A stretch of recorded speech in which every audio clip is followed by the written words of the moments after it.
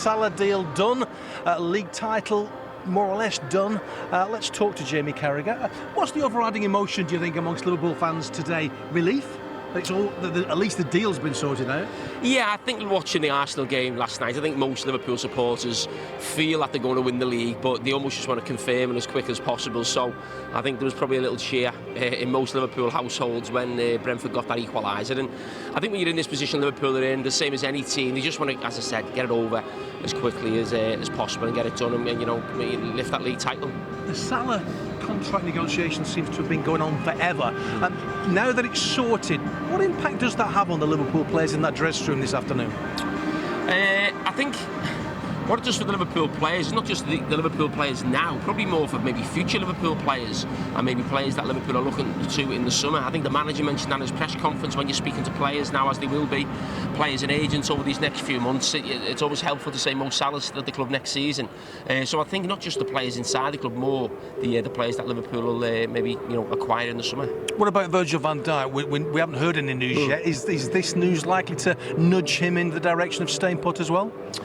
Maybe, but listen, I think there may be some news on Virgil van Dijk next week. I think the fact that the Mo Salah news came out, maybe not trying to do two players on one day, maybe steal a little bit of the thunder of either of the players, Virgil van Dijk or Mo Salah. Let Mo Salah have his moment a few days ago, and I'm sure that'll be the case with Virgil van Dijk next week. And it's a glorious day here. The pitch looks fantastic. There'll be a great reception for Mo Salah when he comes out. West Ham, the perfect opponent for Liverpool today. They've got a dreadful record here.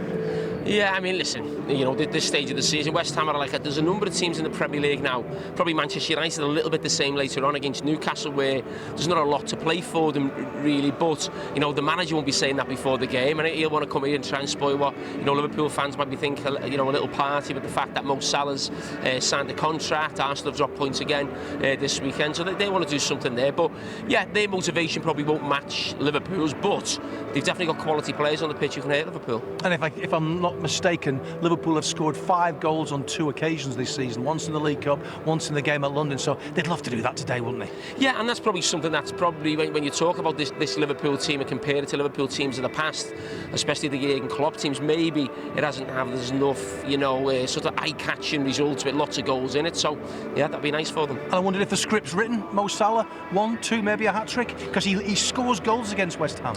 Yeah, and listen, he'll want to finish the season really strong. I think that there's no doubt for me he's going to end up winning Player of the Year, but in the last few weeks he hasn't been the Mo Salah of old. Hopefully the sign of the contract, we'll go back to seeing the Mo Salah that we've seen for most of the season. And before all the excitement and the anticipation, we've got the very emotional tribute for Hillsborough, 36th anniversary. Does that inspire the Liverpool players? I mean, a lot of them who haven't been at the club for a long time, I'm guessing that they're aware of it, they've been told about it. How much of an inspiration does that prove today? Yeah, listen, it's a huge part of the history of the football club, and any player coming to this club, I'm sure will know about it, will certainly know a lot more about it when they sort of, put on that red shirt and get to know, as I said, the history. It's not just about, the trophies of the club, there's a lot more to it than that, and that's, makes it the club that we are, and it's a day that we always look back on, and, we'll never forget it. And a nailed-on Liverpool win and one step further to that title today?